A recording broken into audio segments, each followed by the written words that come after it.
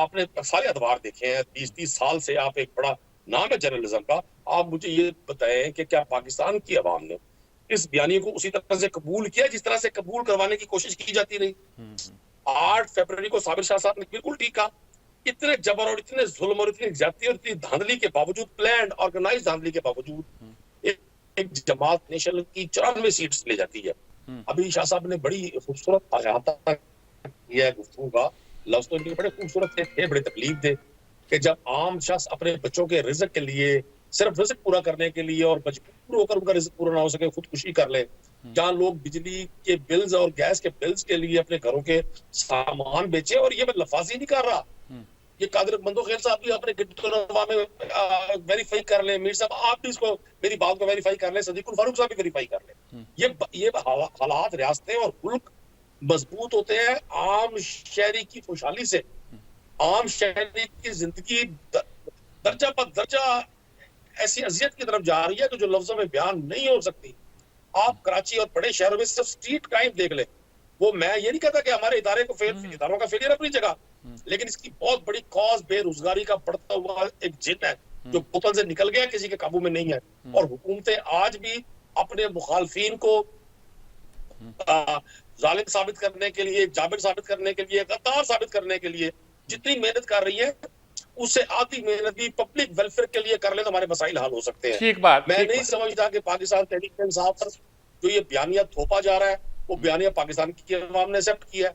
आज भी पाकिस्तान तहरीक इंसाफ एक पॉपुलर तरीन पार्टी है, और अगर हमसे माजी में कोई गलती हुई भी होगी तो इंसान को बहुत सारी तकालीफ अपनी गलतियों को रिव्यू करने के लिए भी आती है, जो अपनी गलतियों को देखे। लेकिन मैं आज भी समझता हूँ इमरान खान की ऑनेस्टी पर, इमरान खान की हुब्बुल वतनी पर, इमरान खान की 28 साल की पॉलिटिकल स्ट्रगल पर, जिसमें उन्होंने स्टेटस को की सारी पार्टियों को चैलेंज किया। और जैसे मैंने मिसाल ठीक बात जी नदीम के साहब, मुझे बताइए आगे का रास्ता क्या है? शिबली फराज की बात से ये लगता है, और जो इशारे मिलते हैं, और साबिर शाह साहब ये कह रहे हैं कि शायद अंदर खाने की बात हो रही है। कोई ऐसी सूरत निकलने की तवक्को है कि मुल्क ज़्यादा स्मूथली आगे चल सके, जहाँ यही है कि सारा कुछ ख़त्म करो और सारी सीटें वापस आपको करो और आपको इक़्तिदार दो, इक़्तिदार देने के बाद आप कहो जी अब बात करते हैं। क्या क्या सूरत बन सकती है? कोई आप ऐसी सूरत बताएं जो सबके लिए एक्सेप्टेबल हो। मीर साहब मैं गुजारिश करूं, एक तो ये जो लोगों ने हाथों में कागज और पेंसिल ली हुई है और वो गद्दारी के, जराइम के, आइन तोड़ने के, मुल्क पर हमले के जो सर्टिफिकेट बांट रहे हैं, मैं उनसे दरख्वास्त करूंगा वो इससे ज्यादा जोर, इससे ज्यादा लफाजी और इससे ज्यादा अपनी एनर्जी इस बात पर लगाए कि आप 9 मई के वाकयात को बिल्कुल मेरिट पर इन्वेस्टिगेट करें। मैं शदीद अल्फाज में मुजम्मत करता हूँ किसी एक आम शख्स के घर के सामने भी एहतजाज करने की। मुझे ये है कि कोर कमांडर के घर के बाहर चला जाए या वहां बेहूदगी की जाए, वो हमारे वो किसी और के कोर कमांडर नहीं, हमारे कोर कमांडर है।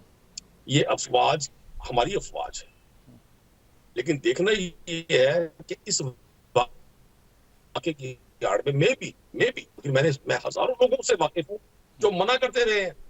जब बेनजीर भुट्टो साहबा की शहादत हुई है, मैं एक वाकया मिसाल कोट करूंगा, तो आज जिस तरह वो अब्दुलनाक वाकया हुआ बेनजीर भुट्टो साहबा का, पूरे मुल्क में हंगामे फूट पड़े। अंदरूनी सिंध में गाड़ियां सरकारी अमलाक जला दी गई, थाने जला दिए गए। वो लोगों का रिएक्शन था। मैं उसकी हमायत नहीं करूंगा, लेकिन मैं गुजारिश आपसे ये करूंगा कि इन वाकयात में जो लोग मुलविस हैं उनको सजा मिलनी चाहिए। लेकिन क्या पूरी मशीनरी का ये वतीरा बनता है कि वो इसे एक बयान की बात को जमीन दोज कर दे, उनको दीवारों में चुनवा दे?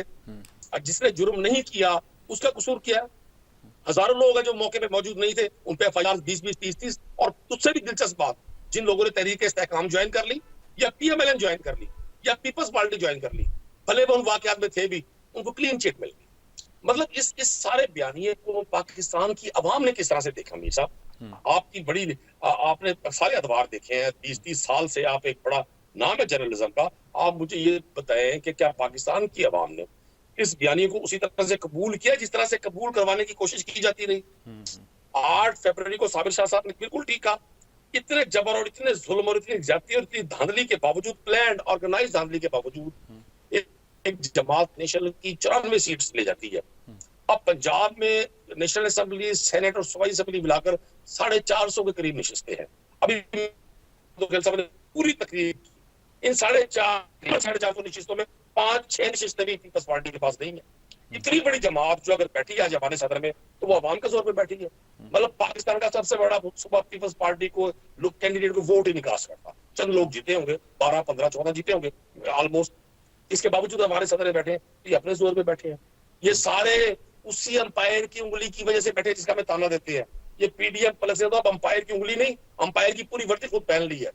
ये खुद फैसला साज है, ये खुद ताकतवर है, ये खुद आइन के मुहाफिज हैं, और बाकी इनके अलावा सब गद्दार हैं। वो जो ये कहा करते थे जी हमें उसका पेट फाड़कर पाकिस्तान के रूट लूटे वसाइल को वापस लाएंगे, और कोई कहा करता था, मुझे सरदारी साहब की स्टेटमेंट याद है कि मैंने अब की बार अगर नवाज शरीफ को माफ कर दिया, मुझे खुदा भी माफ नहीं करेगा। मतलब ये अपनी पॉलिटिक्स में खुदा को, रसूल को, कुरान को, कभी कहते थे ये जो मिसाके जमहूरियत हुआ है, ये कोई हदीस है, ये कोई हदीस की लिखी हुई किताब है। सियासत में चीजें बदलती रहती है। हाँ, मैं मिसाक गुजारिश करूंगा